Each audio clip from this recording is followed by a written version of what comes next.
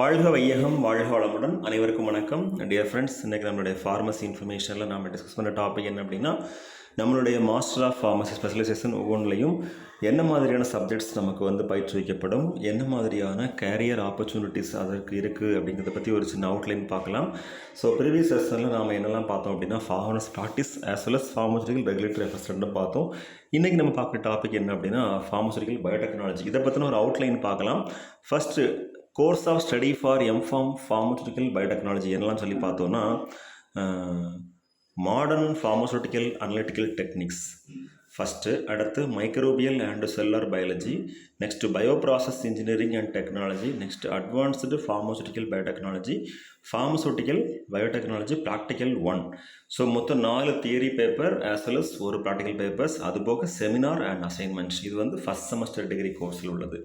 Second செமஸ்டரில் பார்த்தோம் அப்படின்னா, ப்ரோட்டீன்ஸ் அண்ட் ப்ரோட்டீன் ஃபார்முலேஷன், அடுத்து immuno technology, next bio informatics and computer technology, next biological evaluation of drug therapy, then pharmaceutical biotechnology practical 2. Okay, அடுத்து third, இதே second செமஸ்டரில் seminar as well as assignment, இது வந்து common.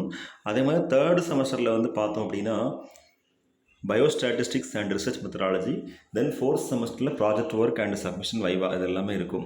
இதுதான் friends pharmaceutical பயோடெக்னாலஜியில் 4 செமஸ்டரில் படிக்கக்கூடிய subjects name, அதனுடைய detail எல்லாமே. ஸோ எல்லா சப்ஜெக்ட்ஸுமே வந்து பார்த்தோன்னா 100 மார்க்ஸ் எக்ஸாம் இருக்கும். அதில் 75 மார்க் வந்து நீங்கள் யூனிவர்சிட்டி எக்ஸாமினேஷன் எழுதி எடுக்கிற மாதிரி இருக்கும். 25 mark will be given for internal assessment exam, assessment marks. Okay, இப்போது நம்ம இந்த ஃபார்மசூட்டிக்கல் பயோடெக்னாலஜி எம்ஃபார்மசியில் முடித்தோம் அப்படின்னா, அதற்கு என்ன மாதிரியான கேரியர் ஆப்பர்ச்சுனிட்டி இருக்குது அப்படிங்கிற பற்றின ஒரு அடிப்படை தகவல் நம்ம டிஸ்கஸ் பண்ணிக்கலாம். இது இப்போது அப்கமிங் செஷனில் எம்ஃபார்ம் ஜாயின் பண்ணுற நண்பர்களுக்கு யூஸ்ஃபுல்லாக இருக்கும். குறிப்பாக பயோடெக்னாலஜி படிக்கிற நண்பர்களுக்கு ரொம்ப ரொம்ப யூஸ்ஃபுல்லாக இருக்கும்னு சொல்லி நம்புகிறோம். ஸோ என்னென்ன இன்ஃபர்மேஷன் சொல்லி பார்த்துடலாமா? First of all, a Master of Pharmacy M.Pharm in Pharmaceutical Biotechnology can lead to various career opportunities. அது எதெல்லாம் சொல்லி பார்த்தோன்னா, ஃபஸ்ட்டு ரிசர்ச் அண்ட் டெவலப்மெண்ட், R&Dயில் ஒர்க் பண்ண முடியும். அடுத்து pharmaceutical industry, example biotech companies, drug development, இதிலலாம் ஒர்க் பண்ண முடியும். அடுத்து பயோடெக்னாலஜி கம்பெனிஸ், ஓகேவா. Then academia and teaching. So இப்போ எம்ஃபார்ம் முடித்தோம் அப்படின்னா பிஃபார்முக்கு ஃபார்ம்.டிக்கு டீச்சிங் பண்ண முடியும். அடுத்து government agencies, example regulatory bodies, consulting, patent law, science writing and communication. அடுத்து clinical trials management, pharmaceutical marketing and sales, business development, intellectual property management, technology transfer, bio pharmaceutical manufacturing, quality control and assurance. So இதில் ஒவ்வொன்றை பற்றின விளக்கம் பார்க்கணும் அப்படின்னா, first research and development, R&D. So ஒவ்வொரு இண்டஸ்ட்ரியிலையுமே MNC கம்பெனிஸாக இருந்தாலும் normal industry இருந்தாலும் formulation research and development, analytical research and development இருக்கும். அந்த பிரான்ச்சில் எம்ஃபார்மசியில் ஃபார்மசூட்டிக்கல் பயோடெக்னாலஜி முடித்தவங்களுக்கு நல்ல ஆப்பர்ச்சுனிட்டி இருக்குது. அடுத்து ஃபார்மா இண்டஸ்ட்ரியில் வந்து பார்த்தோன்னா, பயோடெக் கம்பெனிஸ், ட்ரக் டெவலப்மெண்ட் ப்ராசஸில் வந்து இவங்களுக்கு நல்ல ஒரு ஆப்பர்ச்சுனிட்டி இருக்குது. பயோடெக்னாலஜி கம்பெனிஸ், ஸோ பயோடெக்னாலஜி கம்பெனினா பயோ மீன்ஸ் லிவிங் ஆர்கானிசம். நம்ம ஏற்கனவே படித்தோம்ல, லிவிங் ஆர்கானிசம் சம்மந்தப்பட்ட மேனுஃபேக்சரிங் இருக்கும்ல. For example antibiotics, vaccines, sera, அந்த மாதிரி ப்ரிப்பரேஷன் பண்ணக்கூடிய கம்பெனிஸில் வேலை இருக்கும். அகாடமி அண்ட் டீச்சிங், இது வந்து lecturer, assistant professor, associate professor, அந்த மாதிரியான opportunities. Government agencies, example regulatory bodies, நம்ம ஏற்கனவே என்னத்தை பார்த்தோம், ரெகுலேட்டரி அஃபேர்ஸில் லா அண்ட் எத்திக்ஸ், ரெகுலேஷன்ஸ், அதை பற்றி டீச் பண்ணுற மாதிரியான ஆப்பர்ச்சுனிட்டி. அடுத்து கன்சல்டிங், ஸோ கன்சல்டன்ட், இப்போ வந்து ரிசர்ச் ஒர்க்லாம் போயிட்டுருக்குன்னா அதில் வந்து கன்சல்டன்ட் ரிசர்ச்சர், அந்த கன்சல்டன்ட் போஸ்ட் இருக்கும் இல்லையா, அந்த மாதிரியான ஒர்க். அடுத்து பேட்டன் லா, இப்போ வந்து ஒரு ப்ராடக்ட்ஸ் வந்து மேனுஃபேக்சர் பண்ணிருக்காங்க, புதுசாக கண்டுபிடிச்சிருக்காங்கன்னா அதை வந்து அதுக்கு எப்படி பேட்டன் வாங்குறது, அதை பற்றின ரிலேஷன்லாம் உள்ள work. Science writing and communication, இது வந்து எப்படி லிட்ரேச்சர் ரிவ்யூ எழுதுகிறோம், ரிசர்ச் ஆர்டிகிள்ஸ் பப்ளிஷ் பண்ணுறோம், ரிவ்யூ ஆர்டிகிள் பப்ளிஷ் பண்ணுறோம் இல்லையா, அது சம்மந்தப்பட்ட ஒர்க்கு.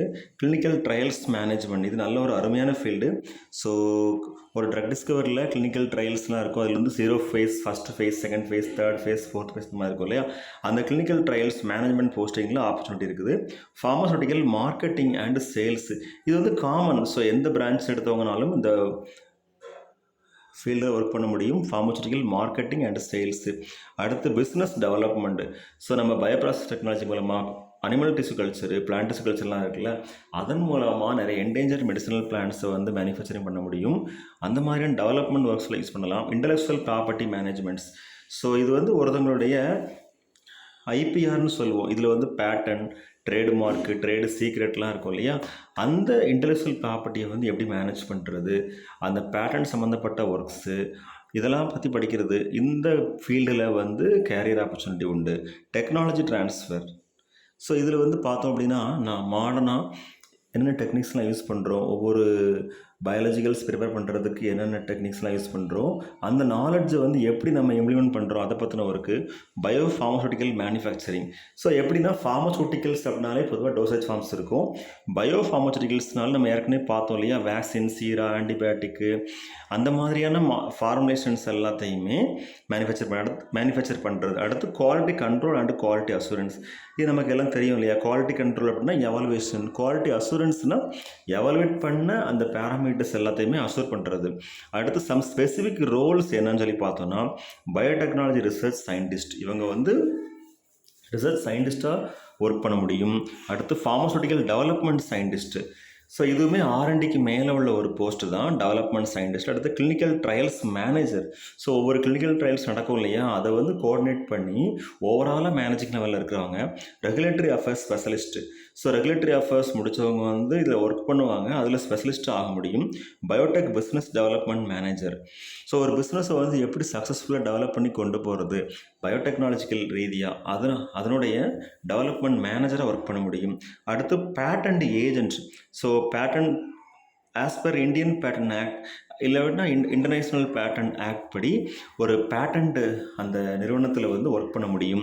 எப்படி வந்து ப்ராடக்ட்ஸ்க்கெலாம் வந்து பேட்டன் கொடுக்குறாங்க, அந்த மாதிரி ஒர்க்கில் வந்து அவங்க ஈடுபாடு காட்ட முடியும். Science writer. ஸோ இது வந்து பொதுவாக அப்ஸ்ட்ராக்ட் எழுதுறது, research articles, review articles, publication எழுதுறதுலாம் இருக்கும் இல்லையா, அந்த மாதிரியான விஷயங்கள் நம்ம அறிவியல் பூர்வமான தகவல்களை வந்து எழுதுறது. Bio pharmaceutical manufacturing manager. இந்த மேனுஃபேக்சரிங் பயோஃபார்மசூட்டிகல்ஸ் இருக்கும் இல்லையா, அதில் வந்து மேனேஜிங் லெவல் ஒர்க் பண்ணுறது. குவாலிட்டி கண்ட்ரோல் மேனேஜர், QCக்கு வந்து ஒரு மேனேஜராக இருக்கிறது. Research professor. So research professor அப்படிங்கிறது ரிசர்ச்சர்ஸ்க்கு வந்து டீச் பண்ணுவாங்க இல்லையா. இப்போ அகாடமிக் ரிசர்ச்சுங்கிறது schools, colleges, educational institutions, universities, அங்கே உள்ள மாணவர்களுக்கு டீச் பண்ணுறது. ரிசர்ச் ப்ரொஃபஸர் அப்படிங்கிறவங்க ரிசர்ச் ஸ்காலர்ஸ்க்கு டீச் பண்ணுறவங்க, அந்த ஒர்க்கை வந்து பண்ண முடியும். இதில் இன்னும் ஸ்பெசிஃபிக்காக பார்த்தோம்னா, தீஸ் ரோல்ஸ் மே எதுலலாம் இன்வால்வ் ஆவாங்க அப்படின்னா, developing new drugs and bio products. புதுசாக ட்ரக்ஸ் தயாரிக்கிறது. பயோ ப்ராடக்ட்ஸ் அப்படின்னா biologically active products. For example hormones, இப்போ இன்சுலின் தயாரிக்கிறது, அந்த மாதிரியான ப்ராடக்ட்ஸில் விட்டமின் B12, ரிபோஃப்ளோவின், நம்ம சப்ஜெக்டில் படித்தது தான் எல்லாமே. அந்த மாதிரியான கேட்டகரிஸில் வந்து அவங்களோட ரோல் ரொம்ப முக்கியமானது. Conducting research and clinical trails. So research நடத்தலாம், கிளினிக்கல் ட்ரையல்ஸ் நடத்த முடியும். Ensuring regulatory compliances. ஸோ ஒரு கம்ப்ளைண்ட் இருந்தால் அதை வந்து என்ஷூர் பண்ணி சரி பண்ணுறது. Developing and implementing manufacturing processes. So ஒரு மேனுஃபேக்சரிங் ப்ராசஸ் போயிட்டுருக்குன்னா அதில் டெவலப் பண்ணுறது, அதில் அவங்களோட நாலெட்ஜை வந்து இம்ப்ளிமெண்ட் பண்ணி அதை நல்லா எஃபெக்டிவாக நடத்தி முடிக்கிறது. Managing intellectual property. ஸோ ஒவ்வொரு இன்டெலெக்சுவல் ப்ராப்பர்ட்டிஸையும் ப்ராப்பரான முறையில் மேனேஜ் பண்ணுறது. Communicating science to various audiences. So நிறைய டிசிப்ளினில், நிறைய பிரான்ச்சஸில், நிறைய ஸ்பெஷலைசேஷனில் இருக்கக்கூடிய ஆடியன்ஸுக்கு வந்து கம்யூனிகேட் பண்ணுறது, சயின்டிஃபிக் இன்ஃபர்மேஷனை ப்ராப்பரான முறையில் வந்து கம்யூனிகேட் பண்ணுறது. இது எல்லாமே master of pharmacy in biotechnology முடித்தவங்களுக்குரிய ஒரு கேரியர் ஆப்பர்ச்சுனிட்டி. இதில் வந்து என்ன அப்படின்னா, நம்ம ஸ்பெசிஃபிக்காக ஒரு ரோலில் ஒர்க் பண்ணுறோம் அப்படின்னா அடிஷ்னலாக நம்ம வந்து ஹேண்ட்ஸ் ஆன் ட்ரைனிங் படிக்கணும். இப்போ ஃபார் எக்ஸாம்பிள் பயோடெக்னாலஜி ஃபீல்டை பொறுத்த மட்டும் நம்ம எந்த மாதிரியான ஹேண்ட்ஸ் ஆன் ட்ரைனிங்லாம் படிக்கணும் அப்படின்னா, எலிசா, அதாவது enzyme linked immunosorbent assay, western blotting, southern blotting, northern blot, அந்த மாதிரி பிளாட்டிங் டெக்னிக்ஸ்லாம் தெரிஞ்சிருக்கணும். அடுத்து வந்து ஒவ்வொரு மேனுஃபேக்சரிங் பண்ணக்கூடிய இந்த வேக்சின்ஸு, சீரா இருக்கு இல்லையா, அதனுடைய குவாலிட்டி கண்ட்ரோல் டெஸ்ட் எல்லாமே தெரிஞ்சிருக்கணும். இம்யூனிட்டியை பற்றி, இம்யூனைசேஷன் ஷெடியூல்ஸை பற்றி நல்லா தெரிஞ்சிருக்கணும். Animal cell culture, plant tissue கல்ச்சரை பற்றி ஒரு ஹேண்ட்ஸ் ஆன் ட்ரைனிங் இருந்தால் நல்லா எஃபெக்டிவாக ஒர்க் பண்ண முடியும். அடுத்து பாக்டீரியாஸை வந்து எப்படி ஐசோலேட் பண்ணணும், ஒரு பாக்டீரியல் கல்ச்சர் மீடியா வந்து எப்படி ப்ரிப்பேர் பண்ணணும், அடுத்து ஒரு பாக்டீரியா இருக்குன்னா அதை வந்து ஸ்பெசிஃபிக்காக எப்படி டிஃப்ரென்ஷியேட் பண்ணி காமிக்கணும், gram positive bacteria, gram negative bacteria இதெல்லாம் வந்து கண்டுபிடிக்கிறது எப்படி, இந்த மாதிரியான பேசிக் டெக்னிக்ஸ் எல்லாமே தெரிஞ்சது அப்படின்னா ஒரு எஃபெக்டிவான ஒரு ஃபீல்டில் வந்து நம்ம வந்து ஒர்க் பண்ண முடியும். அதே மாதிரி பயோ ப்ராசஸ் மேனுஃபேக்சரிங்கில் அவங்களோட ரோல் வந்து ரொம்ப முக்கியமானு சொல்லியிருந்தோம் இல்லையா, அதுக்கு ரொம்ப எஃபெக்டிவாக இருக்கும்.